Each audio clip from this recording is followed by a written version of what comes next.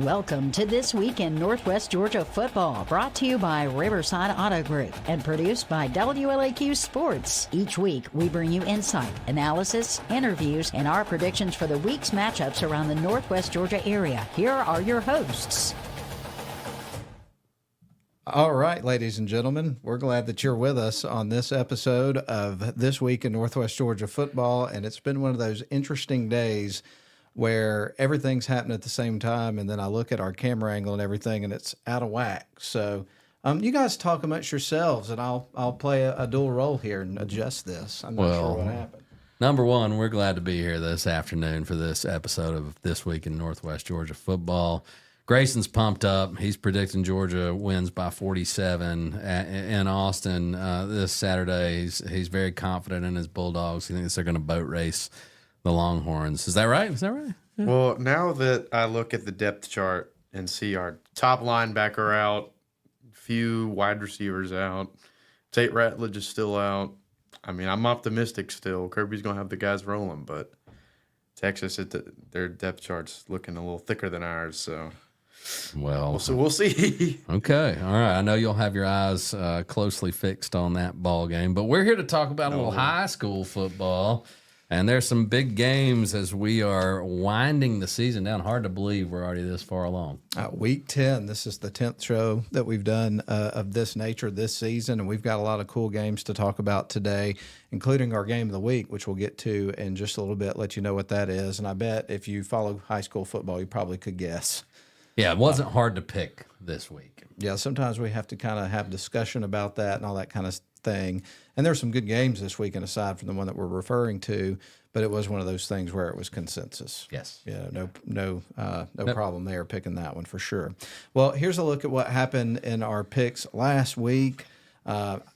Grayson went 8-1. I went 8-1. Ian, we had a few differences with you last week, and you got one of them. You picked Pepperell's first win of the year against Model.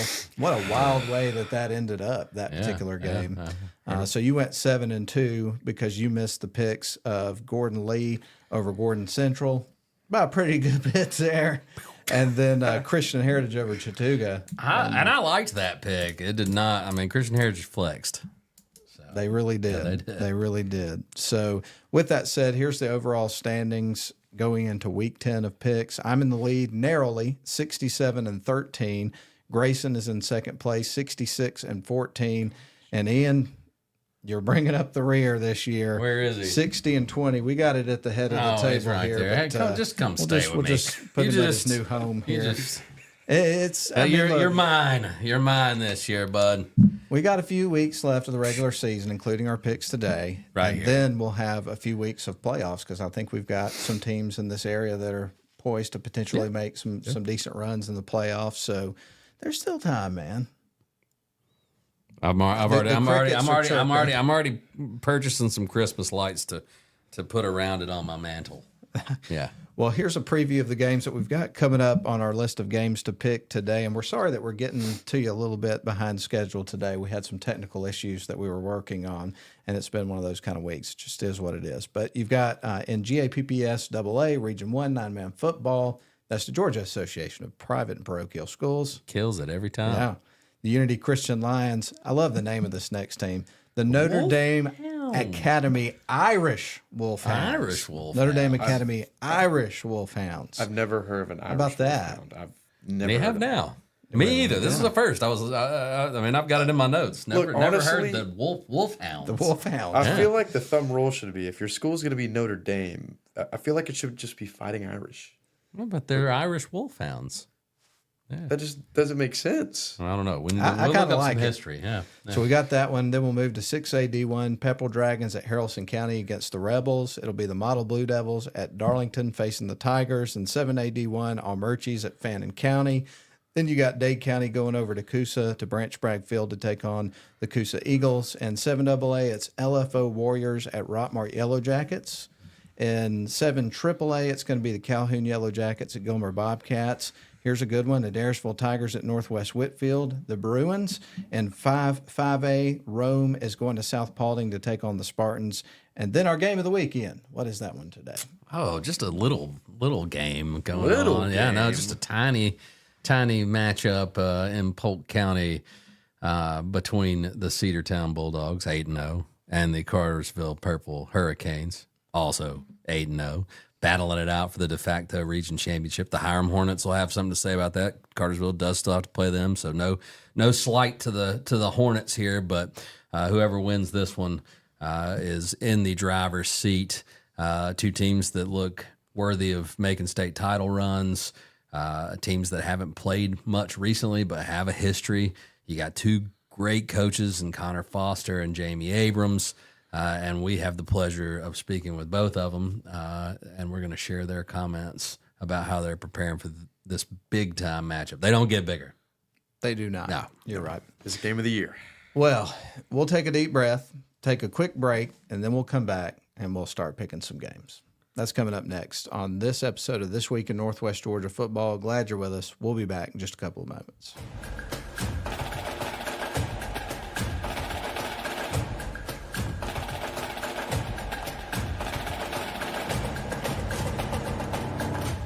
Shop for your next car, truck, or SUV at Riverside Auto Group. Check out riversideautogroup.com today to browse their selection or visit with them in person at Riverside Chevrolet GMC in Rome, Riverside Toyota in Rome, and the all-new Riverside GMC Cadillac in Cartersville. Locally owned and operated by the Welburn family since 1974. That's Riverside Auto Group. Visit riversideautogroup.com.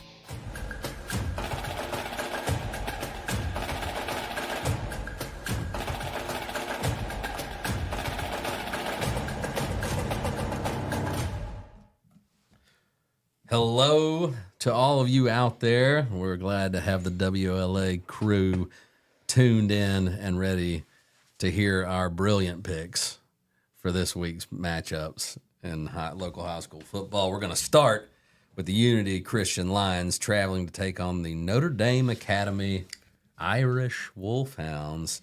And I'll jump into this one. Look, the Lions are coming off 2 straight losses. This is your defending state champions. I feel like while this one's on the road, this is a get-back game for Coach Humphreys and the Lions. They're going to go and get it right and win this one big, get back on the winning track, and they're poised to get back into the playoffs and hopefully take a swing at some of these teams that handed them a couple of losses. And Ian, you talk about the losses that they took. Obviously, last week it was a tough task going up against a team that just left the GHSA, probably has a deeper roster, all those sorts of things. But you also add in the bad taste of having a couple of games that got scrapped. So they had a stretch there where they didn't play for a couple of weeks. So this is a group that's really hungry. They have not won a game on the field since the end of August. So they want to get back in the win column. I don't think that bodes well for the Notre Dame Academy Irish Wolfhounds. So I'm going to take the Unity Lions to bounce back in this game, and as you say, and pick up the victory in the game. Let's shift over to the other side of the table and get some words of wisdom from our friend, Grayson Atkins. I think the Lions they're going to be hungry. I think they're going to feast on a pack of Irish Wolfhounds, as if I've ever heard of that in my life. So I'm going to give Unity the win to go on the road. All right, so we all agree on that one. No difference there. We're moving into 6A Division I to talk about the Pepperell Dragons, who are hitting the road and going down to Haralson County. And Ian, what do they say about those roads down there in Haralson County? Look, man, it's tough on those county roads. You got to be a hard-edged kid to come up on those tough county roads. You got to take it to another level, they say, which is what Rebels do. And I'm sure the Rebels will be ready. We know that their fans are going to show up, travel those roads, and pack the stands for this game against Pepperell. This is a scrappy bunch of Rebels. We got the pleasure of seeing them play. Grayson, I believe, did you watch them play Model? Mm-hmm. Yeah. This is a good football team that's going to fight you tooth and nail. But the monkey is off the Dragons' backs. They eked one out against a rival last week. They've played so well to be, 1-7, but I think they are about to be 2-7. I think they're going to go on the road, and now that they've gotten that monkey off their back, I think they can play a little freer, and I think we're going to see some great execution from the Dragons. And I think that they get the job done. Coach Haywood gets his second win. Little series history for you there. Pepperell leads at 21-3. The Rebels have won the last two, 2020 and 2021. Just a little personal note here. Pepperell's first win in the series was back in 1975, and the head football coach for Pepperell during that period of time, his name was Scott Green. Well, my middle name is Scott, named after Scott Green. He was my uncle, and unfortunately, he passed away a few years before I was born. It was the year after this particular season, but it was his dream to coach the Pepperell Dragons. And even though his life was cut short, he did get to live out his dream that one awesome. season. They had a winning record that year. And when I saw that in the history books, I'm like, I'm going to tell a little bit about that story because I know my mom watches this show and she'll enjoy, hearing that. So Absolutely. anyway, Moss Tant got his first start at quarterback for Pepperell last week at Model. Assuming he's starting again this week, he's got another week of learning the playbook, adapting to his new team.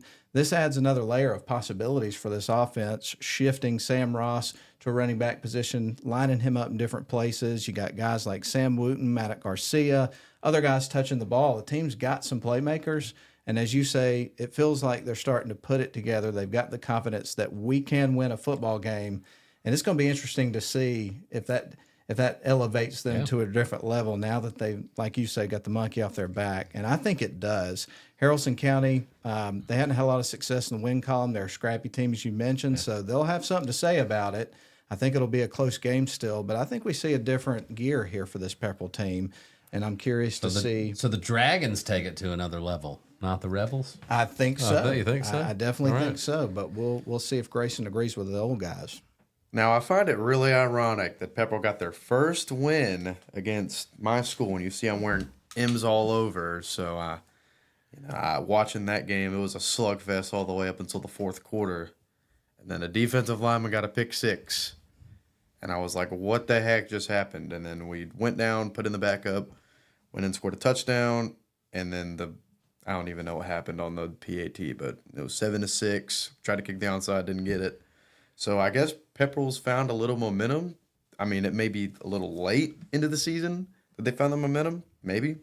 I'm not sure, but Pepperell should use at least a few of these last games to have some momentum going into the offseason, maybe if they make the playoffs. So I'm going to take Pepperell to win this ball game. Okay, so we all picked Pepperell Yes, we did. this week against Haralson County. We'll move on to another game, and this one we won't pick because we're going to have the call for you on WLAQ and also the Northwest Georgia Media produced live stream on the Darlington School channels, YouTube, Facebook. I think they put it on Twitter. Lots of ways to follow this game. I also know that Jeff Gable and Dan Bevels will have the call on behalf of Model on the Mixler app on their broadcast. So if you're Model fans and you're tuned in to listen to those guys, you'll get the call of that too. So lots of ways to follow this game, and I know they'll have some great coverage for the paper as well. And this is an exciting matchup because you've got the last game of the season for the Darlington Tigers in the regular season where they play an in-county school, and it just means more, as they say with the SEC. This is an exciting matchup. Yeah, absolutely. Two hard-nosed teams. Look, I mean, the identity of these teams is very clear. Coach Honeycutt is going to have his guys ready to play and fight for 4 quarters, and we know the same is true when it comes to Darlington. I think Darlington has an advantage when it comes to upperclassmen players at the skill positions for sure. Model's a young team, and that growth on offense is something that we'll see pay dividends next year. I think is when you're really going to see that take off, and but their defense is going to keep them in games. And one thing that has followed Darlington all season are the costly turnovers. And Coach Groves has harped on it, and I mean they are on it in practice, but it's just been one of those things that's continued to plague them, and that's something that they'll be focused on is making sure ball security is paramount. But if they turn it over, that's going to give Model a chance to stay in the game, so that's something to watch. But I don't think this is a game where either team can run away with it necessarily. So I expect a hard-fought 4-quarter football game. I agree with you on that. Series history-wise, Darlington leads it overwhelmingly, 23-6. The Tigers have won the last 12 meetings. As a matter of fact, Model's last win of the series was back in 1997 when the late Danny Wiseman was the head football coach for the Blue Devils. Jerry Sharp was at Darlington. So just a little interesting fact there. And I think that Model's defense is going to do its best to keep things, close, and I think they will. Of course, when you look at this Darlington team and their explosive playmaking ability, where they've got several guys that really can move the ball for them, that'll make things potentially difficult. So these two teams are very well coached football teams. I think it'll be a close game, and we'll see how everything shakes out once it's over. But again, not picking this one because we're calling it, but I think we all can say everybody that's going to be there is in for a treat. Yeah. It's going to be awesome. I feel like I get the best of both worlds of that matchup because, I'm interning with y'all. Y'all do Darlington.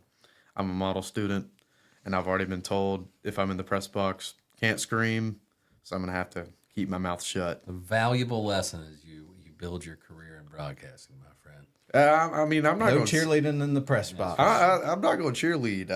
I'm just going to sit there, be quiet, and put numbers in the computer. So that's all y'all got to worry about. Well, what do you think? I mean, Models had kind of a three-headed monster rotation at quarterback.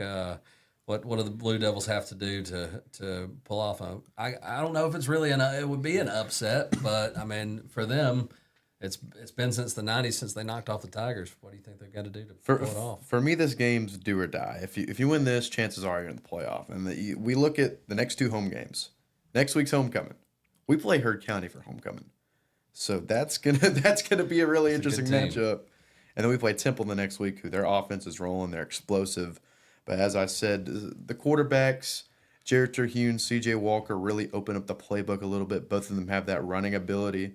So I really expect Model to spread the ball around a whole lot, run it, pass it. Because C.J. Walker came in the game. I mean, the first play was a read option. He took it for almost a first down. And then he was able to throw the ball on a rollout, a little bit of flood concepts there on those corner routes. So they were really able to get down the field and then eventually score a touchdown. So him and Jared Terhune really open up the playbook a little bit. So that's what I expect to see. Maybe Jared's going to be back for this game. I haven't really heard a whole lot. But when we go into this game, if Jared's not playing, I expect to see CJ playing, and he's going to open up the playbook. Maybe a little undersized, some could say, but he really does a good job in that one drive that we saw him playing. Even the scrimmage against Armurchie, we got to see him. So I'm expecting a decent amount. I'm expecting a really good game, and I'm expecting it really to be a defensive-minded game. I don't think we're going to see a very high-scoring game for this one. Well, we'll find out. And, of course, again, coverage for you on WLAQ and also the live stream. Let's move into 7A Division I. We're going to talk about the Armurchie Indians going up to Fannin County to face the red-hot Rebels. I don't want to spend a whole lot of time on this one, not picking on the Armurchie Indians, but let's face it, they're running into a buzzsaw this week. Fannin leads the series 2-0. Two meetings were in 2014 and 15. It's been a while. Fannin has boat raced every team on their schedule, averaging almost 40 points a game, giving up less than 8. They have held 6 opponents, including Rabun County, to 7 points or less. This is going to be a long road trip. Yeah, absolutely. And again, Coach Blue's doing a fantastic job with Armurchie. You're just running into a team that has outscored their opponents this year 271 to 55. Woo. I mean, yeah, talk about another level. It's these Rebels. All right, let's move it around to the other side of the table. Real quick, Grayson, what's your pick on this one? I don't even have to say this one. That Fannin's too explosive. Just give me Fannin by a long shot. Moving along, the Dade County Wolverines are going to Coosa Eagles, and out there at Branch Bragg Field, series history, Coosa leads at 19-11. The Eagles have lost the last 3 though, in rather lopsided fashion in this series. Dade's season's been a mixed bag this year, but they've played competitively against some good opponents, like the 3-point loss to Try and keep things close at Christian Heritage. Coosa's they've got a few bright spots, I think, in the game. They'll make a few plays. They got some dudes on this team: Charlie Cannon, Justin Turner, Harrison East. But I think as the game goes on, we're going to see the Wolverines start to kind of wear them down. So I'm going to take Dade County in this game. Do you guys see it similarly? Yeah, but I think it's going to be a hard-fought game. I think Coosa's defense keeps them in this one. And, we talked with Coach Cannon before the Armurchie game. It's been self-inflicted wounds that have really slowed this offense down. They've been really good at moving the ball between the 20s, but finishing drives has been an issue. If they can find a way to get over that and kill that trend, maybe they can pull the upset, but I'm picking Dade. Okay, so 2 picks for Dade. Is the trend going to continue, or will Grayson go in the opposite direction? I will say red zone offenses can occasionally be really tough, especially in high school, because most schools, they run heavy. I mean, we don't really see, especially in Northwest Georgia, we don't see a lot of spread teams. We see a lot of wing T teams, and that's not a knock on any team. It's just a play style.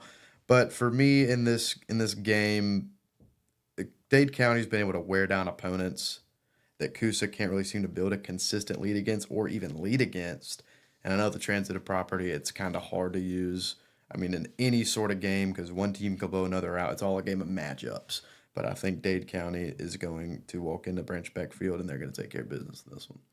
All right, so we all agree on that one as well. Let's do one more, and then we'll take another break. We're moving into 7AA to talk about the Lakeview Fort Oglethorpe Warriors. 3-4, 2-3 in region play against the number 6 Rockmart Yellow Jackets, 5-2. They are 5-0, perfect in region play. Ian, what are your thoughts on this particular matchup? My thoughts are that after our trip up to Ridgeland, I know there's a Central Park still open really close to Lakeview Fort Oglethorpe High School. So if I get to make a road trip sometime, I'm gonna hit the Central Park. That's for sure. And I think Lakeview Fort Oglethorpe they're an improved team. They're hanging with some teams getting some W's this year, but you're heading to the Rock to take on a Yellow Jackets team that has won 5 in a row and fresh off of a major comeback, trailing in that game 21-0. I believe it was 21-3 at halftime. 21-3. Okay, yeah. Came back to win that ball game. I mean, I'm going with Coach Parson, his Yellow Jackets to win this one at home. And their 56th consecutive region game, according to the Georgia High School Football Daily. So obviously, Rockmart on a roll there, and we'll see. LFO, as you mentioned, it looks like they're an improved team. Maybe they'll put up a little bit more fight than you would initially think when you look at this one on the schedule, based on what they've been able to achieve this year. But I think Rockmart, coming up with that win the way they did last week, obviously it takes a lot out of you, but it also builds confidence that your team can kind of, buckle down and grind one out when you need to. So I think they'll be in a different gear to start this game. I don't think they'll get themselves behind against LFO like they did against a really good North Cobb Christian team. So even though I think LFO may score some points in this game, I just don't think they can keep up with Rockmart out of the gate. No. So I'm going to take the Yellow Jackets to win it pretty handedly by the end of the night. Do you agree, Grayson? Rockmart has way too much momentum going for them in this game, especially after the win last game playing against one of the better private schools in the state. Now, I think that LFOs, they're a little improved. Earlier Hey, look, you got to give LFO credit. Mm-hmm. They have been an automatic win on your schedule for quite some time. So at least they're moving in the right direction. Yeah, they're moving in the right direction, but Rockmart has 56 region wins, so they've been on the right direction for a few years. And I think this win's going to be a little extra momentum builder towards playoffs. So Rockmart by a massive all right, win margin. All right. Well, we all agree on the winner, maybe just not in terms of the point spread, if you will. Okay, we're going to take another break. When we come back, we're going to work our way into 7 AAA, where we got a couple of interesting matchups to talk about there, and then we still have 5A to talk about the Rome Wolves a little bit later on, and we got our game of the week a little bit later as well. So we still got a lot to cover, and not a tremendous amount of time. So we're going to keep this train rolling. We'll be right back. This is This Week in Northwest Georgia Football.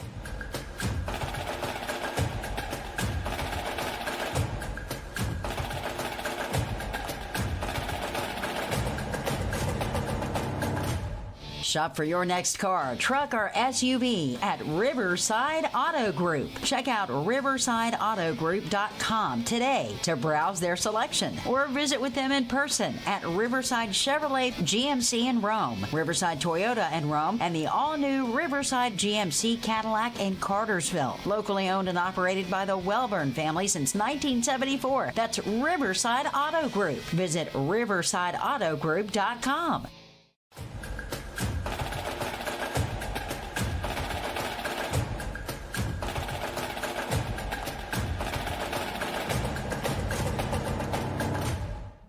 All right, viewers, we are back. The WLA crew. We are about to pick some more games, and we're going to open up with one of the 3A regions in Northwest Georgia, Calhoun at Gilmer. And this one's kind of interesting because we mentioned this earlier, transitive property.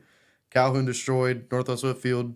Northwest Whitfield destroyed Gilmer. I mean, sometimes that's not the way to look at it, but the way Calhoun, they've been dominating this region. They beat Adairsville, which is probably arguably one of the better teams in that region, very handedly. They beat Northwest Whitfield 55-24. Most of those points came in the fourth quarter, almost a 4-touchdown quarter there for the Calhoun Yellow Jackets. And I just think that Amari Winston and crew in this game, they're much improved. They're going to be healthy for this game. I think that the Yellow Jackets are going to go to Gilmer and take care of business. Yeah, I mean, look, Calhoun well on their way to marching towards a region championship here. We all like to overreact, and we're not used to seeing Calhoun lose. But you look at who they lost to, and it's some powerhouse programs across the state, and the Yellow Jackets are poised to close out the season, win a region championship, and then see what they can do, roll up their sleeves. They're one of those teams, I don't care what their record is, if they make the dance, they're going to make some noise. So I think Coach Stevenson's Yellow Jackets are going to be focused, ready to go on the road and take care of business. I would agree with you guys on this one. Calhoun leads the series 2-0. The only meetings were in 94 and 95. As you mentioned, the win over Northwest Whitfield. Trace Hawkins was 13 of 22 passing, had 263 yards and 5 touchdowns, scored 2. Beasley had 5 receptions for 150 yards and 3 touchdowns. This is from the Georgia High School Football Daily. You got a lot of guys that can get involved. They can run the ball. They've got a good passing game, and I think they're getting better as the season goes on. And a lot of that, as you described, Ian, has to do with playing tough opponents early on, and now they've got some things sorted out and are clicking. So I think they'll win this game. Gilmer's a pretty good football team, it appears. Yeah. 4-3, 2-1. So they may put up a fight in this game, but I just think that Calhoun's going to be the more well-rounded, balanced team, and they're going to be too much for the Bobcats. So I'm going to take the Yellow Jackets to win the football game. There we go. All right, let's talk about this one. This one I think is really an interesting one, maybe one of the more difficult games to pick this week and throughout the season, perhaps. The Adairsville Tigers at 5-2, 2-1, going to Northwest Whitfield to take on the Bruins. Series history, tied at a game apiece. This is interesting. Adairsville won 13-0 in 1979. The Bruins won 14-0 in 1978. So some unusual series history there. But all of that aside, let's give Grayson the first crack at this one. I'm curious to see how you see it. Yeah, you mentioned this. This one's a little interesting. These are probably going to be the 2 and 3 seeds in that region, depending on if Calhoun can win out. But Northwest Whitfield, they've been, I wouldn't say on and off, but they did have a good record there in the 9 region, and then they lost in the region, of course, to Heritage and Calhoun. Heritage has been a little up and down. They've been a little surprising here in Northwest Georgia. I think in this game at Adairsville, they're a little bit more consistent. I'd say they have a little bit more playmakers on both sides of the ball. Their defense is they're really, really good. They have a really good secondary. And, of course, they have Dalton's quarterback who led them last year to a lot of those surprising wins. So I think being more battle-tested, being a little bit more consistent in their play, I'm going to have to take 306 in this one. All right, so he is going with Adairsville. Ian, do you agree with Grayson? Yeah, man, as Grayson mentioned, this is a battle for that number 2 seed in all likelihood, barring something very strange happening with Calhoun down the stretch. Both these teams have lost to the Yellow Jackets. I think Adairsville's consistency throughout the season is why I'm going to pick the Tigers to go on the road. Tunnel Hill's a tough place to play, though, and the Bruins have this weird knack for coming back in games. So this is a talented team. Adairsville's going to have to play their A game to come away with a win. I think they do.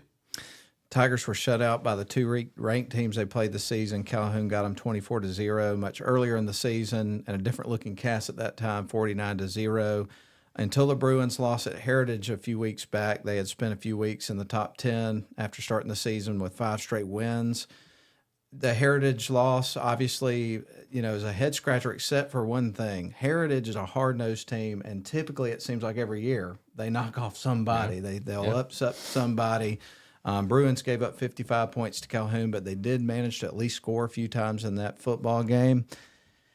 I could see this one going either way, but I highlighted Northwest Whitfield Bruins to win, so we actually have a difference here. This may be I'm gonna my go with the chance. Bruins, All right. the home team. So you may be tied with me coming up next week, or you may be down by a couple. Maybe of I'm in games. the lead. But we still have at least do one another game game, where we Joe. could have another difference. I don't think it'll be the next one, but we'll see. Grayson's Somebody taking might South want to roll Pauling, the man. dice a Yeah. little bit. You never know. I certainly can hope so. But anyway, Ian, you're a Rome alum. That is true. So why don't you Class why don't you 98. start this one for us? I will. Rome is red hot as they are cruising through region play, which is always a little bit dangerous. But after the awkward start to the season for the Wolves, I think this consistency is building up, and they're rolling towards another region championship. They've got a game. It was a New Manchester next week, I think, that they play. They're 7-1, but the Wolves are going to be favored the rest of the way. This one, not a problem. South Paulding has struggled this year, and the Wolves are coming to town playing good football. John Reed's bunch will roll them. All right. Do you agree, Grayson? I will mention this. Last time Rome went to South Paulding in 2021, they lost. So, that's not really a talking point. It's just kind of, That's an interesting matchup history right there. I think that's Matt's thing. But I don't really care if it's away. South Rome's too explosive. They're cruising. This isn't 2021. This ain't 2021. They don't have Carrollton in the region anymore. So I think that Rome's just going to win big on the road. I'm going to agree with you guys on this. Obviously, they beat Lithia Springs 70-12. We're up 56-0 at halftime. Had a couple interceptions for touchdowns. Tenaria Stallings returned a punt for a score. It's one of those games where if there's a way to score, the Rome Wolves found a way to score that way in the game. So, as you mentioned, I know it's kind of an overused word, but the Rome Wolves are rolling right now. And I don't think they'll have any trouble with South Paulding, the Spartans, coming up this weekend, as long as they get out there and stick to their game plan and keep the main thing, as coaches like to say. So I think Rome's going to be okay. They will pick up the victory. All right. We have burned through these things today, haven't we? Yeah. Zipping along. But we've got one left to talk about, and we're going to let the coaches do the talking for the most part. It is the game of the week. I don't think you could argue it's not the game of the week statewide. All eyes will be in Polk County as the Cedartown Bulldogs host the Cartersville Purple Hurricanes, and we're going to hear first from Cartersville coach Conor Foster, and then after that, we'll be back with Coach Jamie Abrams of the Cedartown Bulldogs. So looking forward to hearing their words when it concerns this big-time matchup.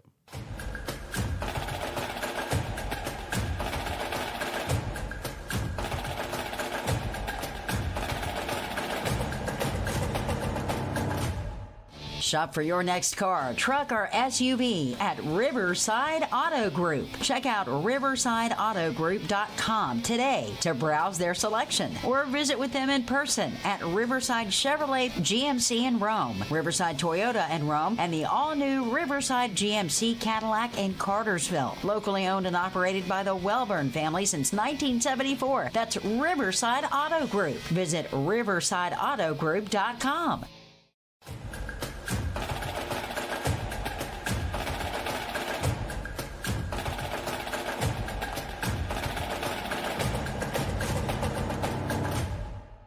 Welcome back to this episode of This Week in Northwest Georgia Football here on the WLAQ YouTube channel, Facebook Live, and you may be listening to the radio edition. We are very excited about our next guest here on the program, talking about a big game this week in our Game of the Week, and it is going to be the Cartersville Canes heading down to Polk County to take on the Cedartown Bulldogs. Battle of undefeated teams.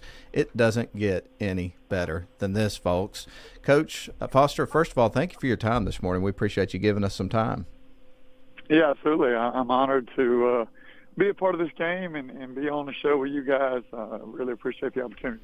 Good stuff, man. 8-0 start to the season. Let's talk about that a little bit, Coach. Talk about the road to 8-0. What have you learned most about your team this season with the success that you've had along the way? Yeah, I'm seeing a team that's growing up and really playing well at the right time. We've had some injuries and some different issues that we've had to persevere through, and as the coach, it's extremely, humbling and gratifying to see see you guys grow up, see you guys lead, to see new guys step up and step in, and I mean that's the journey of a season. You know, it's a long road, and when you're working with teenagers every day, there's going to be some ups and downs. But I'm proud to see boys that are growing into young men, and just again really honored by their effort every week, and thankful for the opportunity to serve them every week. Excellent, Coach. Well, look, you've already played some high-profile games this season, but this Cedartown team has been playing some really good football, obviously, with an 8-0 record. When a game has this much hype and so much on the line as far as, being pretty much the de facto region championship here, does your approach change at all with how you prepare your team for battle? No, sir, and that's not a slight to Cedartown. And they're an incredible team, really well coached. Big and fast and physical, all the things you could want. But we really try to pride ourselves in, preparing against our standard every week, preparing at a championship level. And that way when you get into big games, you're not stressing and crunching and trying to do something different maybe than you normally do and creating anxiety for your players. We just want to, prepare the same way that we always do. And sure, there's an extra sense of urgency, no doubt. But as far as the week goes, it's been a normal week for us. And hopefully the way that we prepare every week has prepared our guys for moments like this. Coach Foster, our perception of your program is that you are normally in a situation where you reload from year to year instead of rebuild. So obviously there's a lot that goes into player development and things of that nature to have that kind of consistent success over a long period of time. So we're just curious, what goes into that? I know you've had a lot of talent over your course of being the coach of Cartersville, and that's definitely been a tradition there. So what goes into having a consistently good program like that as far as player development is concerned? Well, first of all, I don't deserve any credit for that.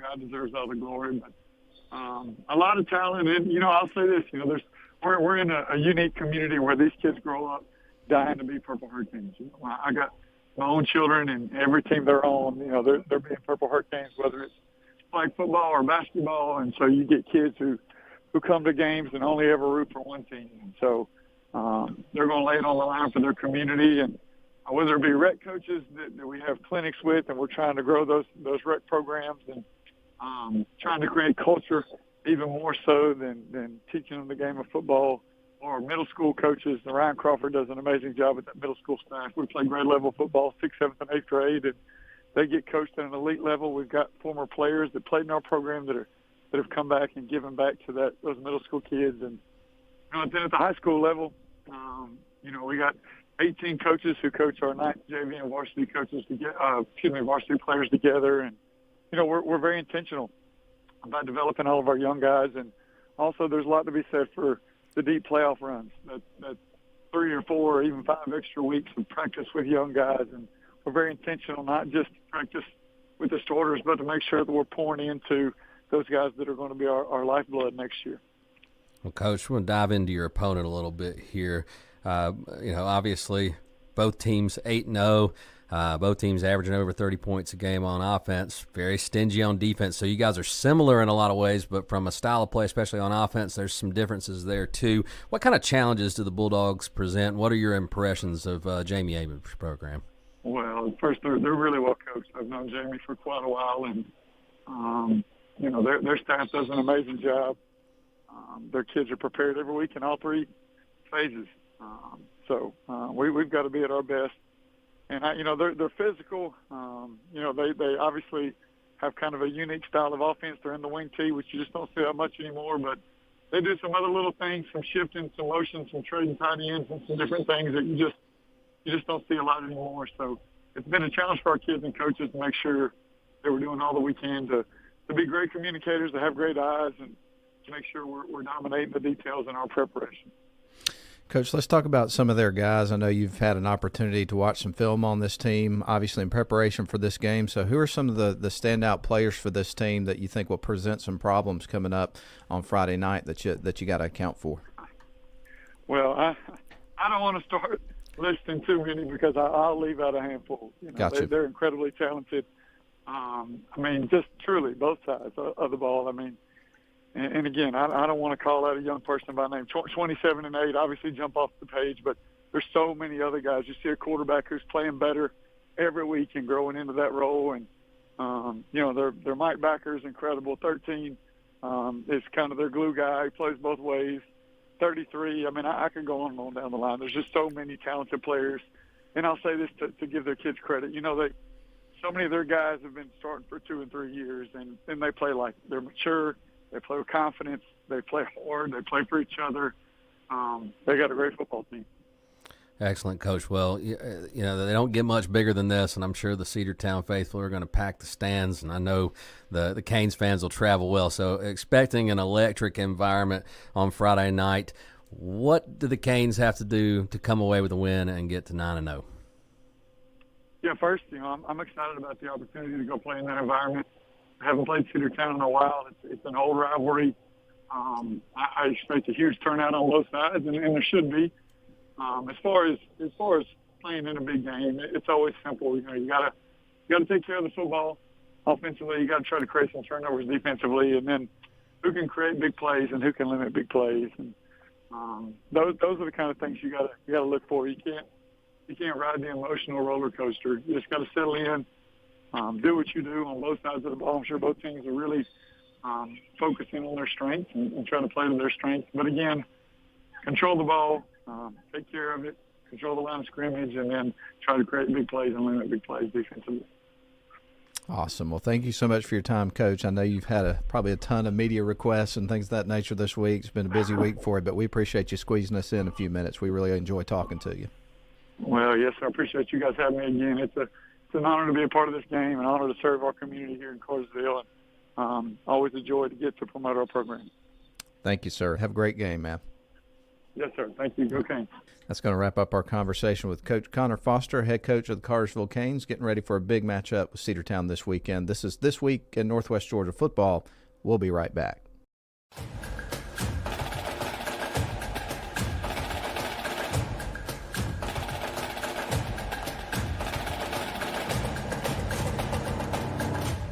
Shop for your next car, truck, or SUV at Riverside Auto Group. Check out riversideautogroup.com today to browse their selection or visit with them in person at Riverside Chevrolet GMC in Rome, Riverside Toyota in Rome, and the all-new Riverside GMC Cadillac in Cartersville. Locally owned and operated by the Welburn family since 1974. That's Riverside Auto Group. Visit riversideautogroup.com.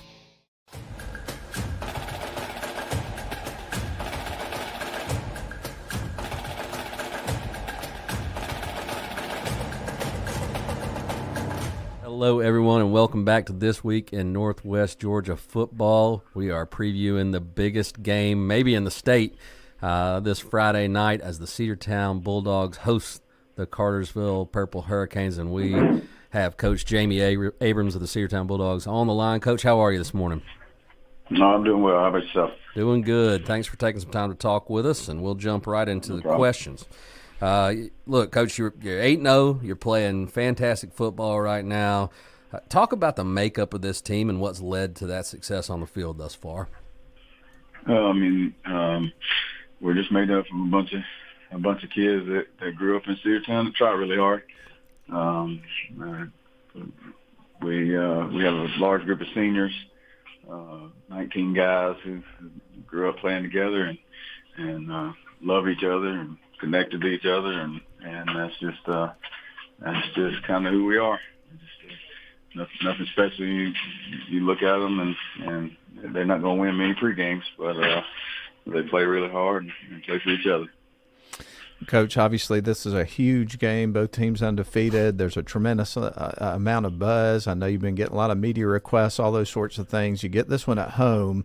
With all the added attention to a big game like this, how do you get your guys to just keep the main thing, tune out the noise and everything and the attention surrounding the game? Is that a little bit different in terms of the approach, or what does that look like for you? Not really. The seniors have been through this before. 2 years ago, kind of some similar things as far as similar games and kind of understanding how that works. So, we've just been business as usual. Nothing really changed. Only difference, I guess the biggest difference is we had to back everything up 30 minutes because of TV tomorrow night. But other than that, and our kids have handled everything exceptionally well. They can't leave anything anymore. I mean, it goes home with them because it goes with them on their cell phone. So it just is what it is at this point. So. Well, Coach, you talked about these seniors, and I want to give you a chance to brag on them a little bit. You were on the cusp of a state title 2 years ago. Last year, still a really successful season, but you had a lot of guys who were stepping in and into leadership roles and learning how to perform on a big stage. That growth is obvious in the results this season. You guys have been on fire. Talk about those guys and how they've grown from last season to this year and how that's translated into the results on the field. I think that you hit the nail on the head is using that word. I told them yesterday, as a matter of fact, that the thing I was most proud of with this senior group is just their growth and maturity from really last year. As they come up from freshmen to be seniors, I think that's one of the rewarding things about being a high school football coach is you get to see kids come up and they come up with all these issues and all these things that they need to get better at, and just trying to help guide them through it. And when they're receptive to it, you get to see the results. So that's the number one thing with this class that I am proud of is just how much they've grown in the last 4 years. We've got Coach Abrams with us, head coach of the Cedartown Bulldogs. Of course, big matchup at home against Cartersville. So let's shift our focus over to your opponent a little bit here. But obviously the Canes have a lot of strengths, a lot of talented players, maybe stylistically a little bit different than what you guys do. So tell us a little bit about their strengths that you've seen on film and their style of play. On the offensive side of the ball, they got playmakers everywhere, running back, receiver, quarterback. The offensive line is really good. So, in all phases, they're extremely strong defensively. They do an outstanding job. They fly around and force you to make plays to beat them. And nobody's been able to do that. So, special teams-wise, they're extremely solid. There's a reason that they're in the position they're in this year, and not only this year, but year in and year out. It's because they do an outstanding job. Coach, this game hasn't been played in a while, so it's kind of a rivalry renewed. Some history there for sure. Environment should be absolutely electric. I'm sure they'll travel well, and we know that the Bulldog faithful will pack the stands and make a lot of noise. But tell us your impressions of Coach Foster's program and the challenges that team presents and what this means to have the game at home. Again, they do a great job, and they're no stranger to games like this, for sure. I agree. I think the atmosphere will be extremely electric. I think both sides will have huge crowds, and I think that's it's what high school football late in the season. It should be what it's about. You got two teams that have had a good year. Facing one another, and then two communities that have a lot of pride in their programs. Well, Coach, as we get ready to wind down our conversation, we always like to close out these segments by talking about the keys to the game. So for your team, the Cedartown Bulldogs, to come out with the victory here in this game, a battle of undefeateds, what needs to happen? What are your keys to the game for your team? I guess the key is just to have one more point. That's the key. Excellent. Well, stylistically, the results for these two teams have been very similar. You're both averaging over 30 points a game, but style of play on offense is a little bit different. So I would imagine that ball control, if you guys can get that run game going, that'd be key to getting that one extra point. Yeah, and there's a lot of things that got to go right. Obviously, that's two different styles of play, and just have to roll it out there and let the chips fall. Excellent, Coach. Well, we appreciate you taking the time to talk with us this morning and wish you the best of luck on Friday night. We'll be watching. All right, thank you. That was Coach Jamie Abrams of the Cedartown Bulldogs, headed into a battle of undefeateds on Friday night in Cedartown. That's going to be a big one. We appreciate you being with us here on This Week in Northwest Georgia Football, and we'll be back after these messages.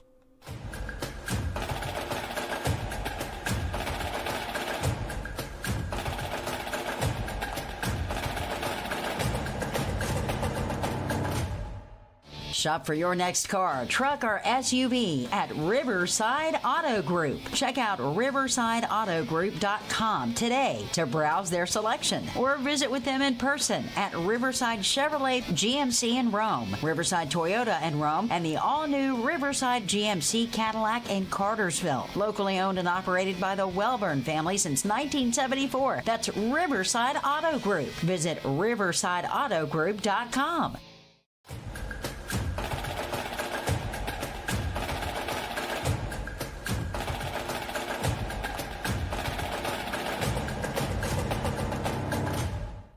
All right, we welcome you back in for one more final segment of the Week 10 edition of This Week in Northwest Georgia Football, and we'll start the segment by thanking one more time Coach Jamie Abrams, head coach of the Cedartown Bulldogs, and also Coach Conor Foster, head coach of the Cartersville Canes, for agreeing to interview with us this morning, as this game approaches Friday night, game of the week, because as we talked about, obviously it's going to be on television. They've all had to adjust their schedule because of that, had tons of interviews, media requests, all those different things taking place this week.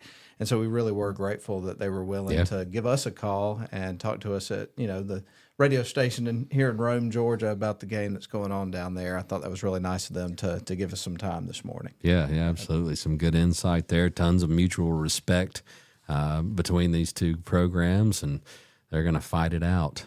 So we'll just have a little bit of round table discussion in our final segment here at our rectangular table, if you will. Yes, as indeed. we look at this game and kind of pick it apart and make some decisions on how we want to pick it, which we've already made, obviously, because we always pick the games before we come into the room. But who wants to take the honors here of opening up the picks? I'll go. You got any takers? I'll go. All right, I'll Ian, go. Ian is ready to do that. Yeah, you see, familiar with the Mad Max series, right? You watched little Mad Max. My favorite, Mad Max Beyond Thunderdome. Tina Turner running the Thunderdome, and Wasn't you Grace Jones in that? Yes. Yeah, the mantra of Thunderdome is 2 men enter, 1 man leaves. Well, there you go. And it's Thunderdome time in Cedartown, Georgia on Friday night. 2 men enter, 1 man leaves. I think this is going to be an absolute fantastic football game. 2 great defenses, 2 very different offenses, but both are able to score points. I'm taking the home team. The Cedartown Bulldogs find a way to get that running game going. The wing tee allows them to control the clock. The defense plays well. It's close. I think this is a 17-14 kind of ball game. First team to 20 points maybe wins this thing. I'm taking the Bulldogs. All right. What do you think, Grayson? Okay. Did I steal your thunder? A little bit. So for me, I look on Cedartown, Tay Harris, All-American safety, on some websites, the #1 strong safety in the nation. I mean, he's ridiculous. My friend showed me a clip of him earlier. Absolutely laid some kid out. And then we have DeMarcus Gardner, Kentucky commit, both sides of the ball, leading wide receiver, one of the best cornerbacks for this team. Michael Harris, stingy linebacker, leads the team in tackles. And, of course, they have a lot of other guys on the defense, especially offense. And then I look on Cartersville, Jamari Bryce, Georgia Tech commit, Cole Crawford, linebacker / tight end, D1 offers everywhere, 2-quarterback system, Andrew Purdy and Nate Russell. Andrew Purdy's committed to Alabama to play baseball. And then one of the highlights of this wide receiver crew, Brady Marchese, basically Jalen Hyatt. I mean, this kid hits 23 miles an hour in a game. And the thing for me is what it's going to come down to is if Cartersville, they're not Cedartown, they're probably not going to pass the ball a whole lot. So that gives Cartersville an opportunity to single out that running game. And Kevin Garnett said, you can come up with a game plan, but you got to stop it first. That's right. But I think that Cartersville, they run the ball too, but they spread the ball out, and I think they're going to give the ball to these receivers. They're going to let them work. They're going to let this defense work. They're going to single out that run. I think Cartersville is going to pull this away. Just too many weapons there for the Cartersville I Purple Hurricanes. didn't steal your thunder. You picked the Canes. I've been going back and forth on this one, and I think the storyline, and you've hammered on this in the interview, is the different styles of play of these teams and which one is able to prevail. Because if Cedartown gets out there and they control the clock and they have the football and control time of possession, all those sorts of things, don't turn the ball over, are able to move the chains, get first downs, and they have some explosive guys too. They can come up with some big plays, soften up that defense a little bit. They could have a celebration on their home field at the end of the game.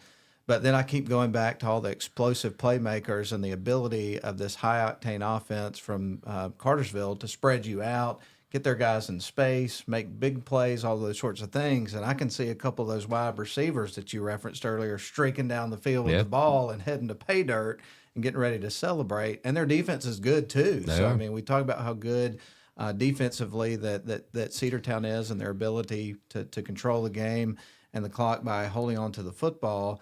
But let's face it, that Cartersville defense is good as well. Both of these teams have a lot of big-time players. I think they're both going to be very dialed in. You don't have to do anything special to get your guys motivated for a game like this. So at the end of the day, I think it'll come down to the keys that you typically have in a game: turnovers, controlling the clock, penalty, who makes the least mistakes, maybe even who has the ball last at the end of the game. So I see this one going either way, but I picked Cartersville. Yeah, so, I would be shocked to see this one be a more than a two-score game. I'll be really surprised either way. So I expect it to be a four-quarter fight, and we got a couple of differences here. Yeah, we do. I took Northwest Whitfield, and of course you guys both took Adairsville, and then Grayson and I take Cartersville. You take Cedartown. Originally, I did circle Cedartown, but I changed my mind about midway through the week. So anyway. If any Cartersville people are watching out here, go Purple Hurricanes this weekend. So we'll see what happens. We'll see what happens across the region and circle back and talk about it next week when we reconvene. But good luck to everybody's teams Friday night. Yes, sir. Hope you gentlemen have a good weekend, and we'll see y'all tomorrow. I do want to break down our coverage for you real quick as we wrap up. Coming up tomorrow evening on WLAQ at 5:45, you get the radio edition of this program, which is basically just the audio of what you just heard if you stayed on with us today. Then at 6:45, it's the Coach Grove Show, radio edition. Same treatment there. 7:15, we're live over at Chris Hunter Stadium for the Darlington pregame. Then at 7:30, it's kickoff, model at Darlington. And then after the game, the Rome Orthopedic Center High School Football Scoreboard Show with Lynn and Austin. So we've got you covered with just multiple hours of plethora of high school football coverage opportunities tomorrow. So that puts a wrap on it. Thank you, guys. Hope you have a great weekend, and thank you all for tuning in. Please make sure to like, subscribe, and share. Smash that like button. There you go. And subscribe button. That puts a wrap on this edition of This Week in Northwest Georgia Football. This has been another edition of This Week in Northwest Georgia Football, brought to you by Riverside Auto Group and produced by WLAQ Sports. We appreciate you tuning in and invite you to tune in again next week. Please like, share, and subscribe.